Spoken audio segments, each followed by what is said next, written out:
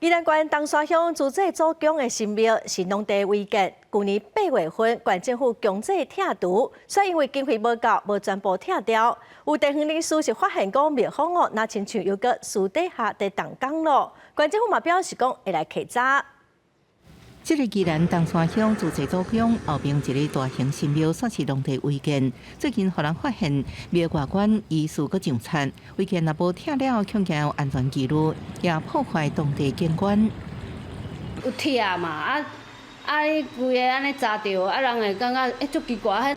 自治祖公起的新庙，去年8月，县政府强制拆掉，却因为经费无够，无法度全拆，甲人拆到未用使用，互违建到即马依然伫田内底。庙方否认有个动工，庙的涉水原本就有，即马也是希望用争取新庙就地合法。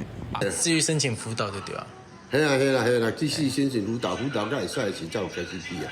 按照宜兰县这篇违章处理办法，这个庙应该是第一顺位爱被拆掉违建。不过，县政府每年拆除违建的预算，敢若编列差不多200万，要拆这个庙爱上千万，预算不够，敢若要求庙方家己拆，地数问题无法度解决。基本上，伊都是爱排伫足头前的顺位，所以若是讲县政府发现讲这是一个违章建筑，理论上都应该爱随甲拆除安尼。如果后续它还有新的施工或是持续制止不从的话，那我们也不排除依照建筑法还有我们的宜兰县的违章拆除办法，再做这个强拆的一个执行。